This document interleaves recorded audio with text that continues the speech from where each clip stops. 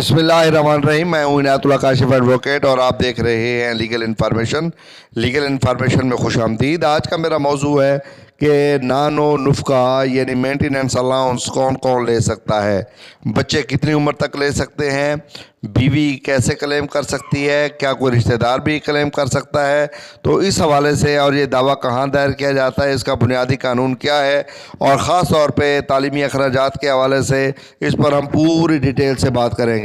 یہ نان و نفقہ وغیرہ جو ہے مسلم فیملی لا آرڈیننس 1961 کے تحت لیے جاتے ہیں۔ اس کے لینے کے دو طریقے ہیں، ایک تو یونین کونسل سے بھی لے سکتے ہیں۔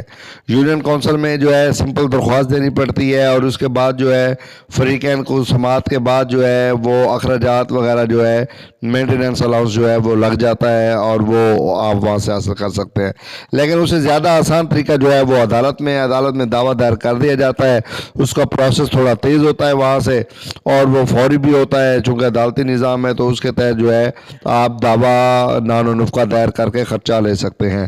اب عدالت نے تعین کرنا ہوتا ہے کہ وہ خرچہ جو ہے وہ کتنا دے، اس میں جو خامند ہے اس کی مالی حیثیت کو مد نظر رکھ کے خرچہ لگایا جاتا ہے۔ اور مینٹیننس کا دعویٰ جو ہے وہ بچے بھی دائر کر سکتے ہیں اور بیوی بھی دائر کر سکتی ہے، اور یہ خرچہ جو ہے عدت تک کا خرچہ ہوتا ہے۔ اگر طلاق دے دی جائے تو بھی عدت کا خرچہ جو ہے اس کے اندر شامل ہوتا ہے۔ بچے جو ہے یہ اگر مرد ہیں یعنی میل بچہ ہے تو وہ 18 سال تک لے سکتا ہے، اور اگر بچی ہے تو وہ شادی تک بھی باپ سے جو ہے وہ خرچہ نان و نفقہ لے سکتی ہے۔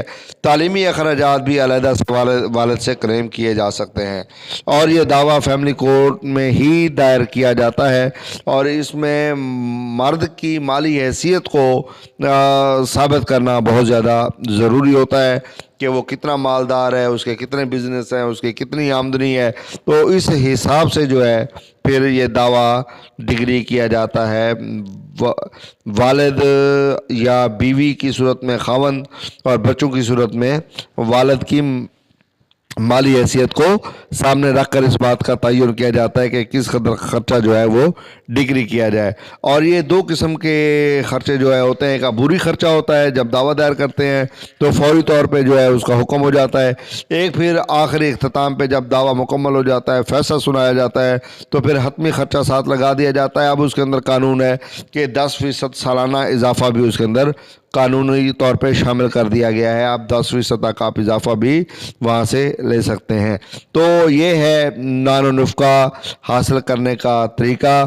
اور والدین بھی یہاں پر میں یہ بات آپ کو بتا دوں، بچوں سے جو ہے وہ نان و نفقہ کا دعویٰ بچوں کے خلاف والدین بھی دائر کر سکتے ہیں۔ یعنی یہ نہیں ہے کہ صرف بچے والد کے خلاف دعویٰ دائر کر سکتے ہیں، والدین بھی اپنے بچوں کے خلاف دعویٰ دائر کر سکتے ہیں کہ یہ مجھے اب خرچہ دیں۔ تو یہ ہے اس پر قانون۔ امید ہے آج کا موضوع آپ کو پسند آئے گا۔